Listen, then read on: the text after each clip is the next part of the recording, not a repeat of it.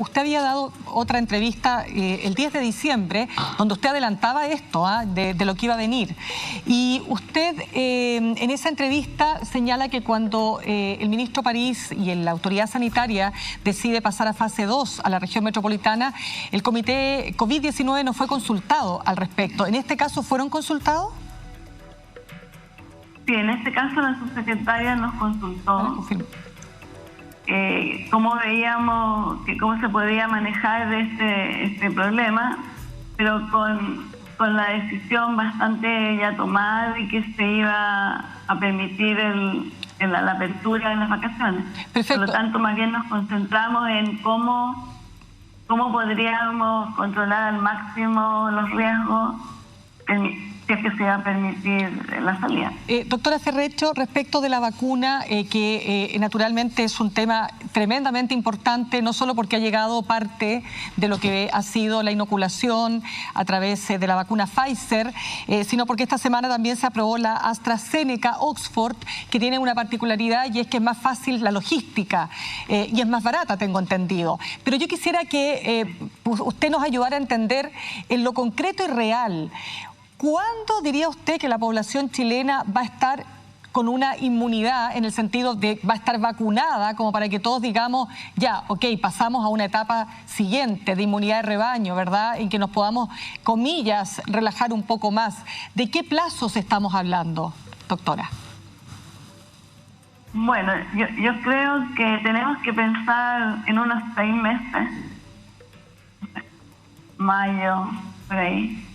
Mayo, junio, porque no basta con que estén vacunados una parte de la población, tiene que haber un porcentaje cada vez, ahora siendo el virus más transmisible, uno debería esperar que cerca del 80 hasta 90% sea necesario de vacunar. Ahora, doctora, ¿y esa vacuna, o las vacunas, entendemos que sí favorecen, o sea, que sí son efectivas incluso con esta variante? Pero quiero agregarle una pregunta, por favor, para este punto que ha sido súper complejo. Hay un sector no menor de chilenos y chilenas que no se quiere vacunar, que tiene una tremenda incerteza, que no le cree simplemente a la vacuna, o incluso teorías conspirativas que señalan, digamos, varias otras razones, digamos, para no vacunarse. ¿Qué responde usted frente a eso? Mira, acá yo creo que la realidad va a responder por sí misma. Porque lo que va a pasar es que los países más ricos, más desarrollados, van a estar vacunados antes que nosotros. Y entonces lo que va a empezar a pasar es que todos vamos a empezar a querer estar vacunados. Y ahí se van a dar cuenta que de repente no le alcanza la vacuna para todos, porque va a haber una prioridad y van a partir de los adultos mayores, los enfermos crónicos, el personal de salud. Ya, pero en todo caso, yo creo que... pero es segura. Lo que pasa es que, para cerrar ese punto, ¿es segura la vacuna? Porque la gente cree que no es segura. La gente que, digamos, un sector, digamos, no un porcentaje de la población, tiene miedo, por último. ¿Qué le diría usted a ese grupo de personas? No, mira, yo encuentro que estas vacunas van a ser más seguras de las vacunas habituales, porque se le ha puesto una cantidad de recursos y una cantidad de controles que no se le pone a un desarrollo de un laboratorio solo que está trabajando. Acá, por ejemplo, esta vacuna Pfizer, la vacuna AstraZeneca, son vacunas que han tenido financiamiento de otros gobiernos, de Estados Unidos, de Alemania, Inglaterra, y universidades, y están todos mirando el proceso. Entonces no es como una compañía sola que está haciendo la vacuna. Eso es una cosa. Y lo otro, que por un lado tenemos vacunas súper modernas, como la de Pfizer y Moderna, y otras que son muy conocidas, como las vacunas de Sinovac, donde tú la Coronavac. La China. La China, es que hay 3 Chinas. La China, la que estamos evaluando acá en la Católica, la de Coronavac, es una compañía que produce un montón de otras vacunas con el mismo sistema. Entonces, es un tema muy conocido. Entonces, acá hay un balance. Las vacunas conocidas te dan más tranquilidad, pero también tienen la gracia de que van contra toda la bacteria, así que aunque mute un pedazo, probablemente van a seguir siendo eficaces, pero son menos potentes que las vacunas nuevas. Entonces, bueno, ahí hay un balance. Claro. Yo personalmente me voy a poner la primera que me ofrezcan. Porque da lo mismo. Doctora, bueno, total yo creo confianza. Que aquí todos nos ofrecemos para vacunarnos, pero quería preguntarle sobre la vacuna Pfizer, que es la que ha llegado a Chile una pequeña cantidad para lo que se necesita.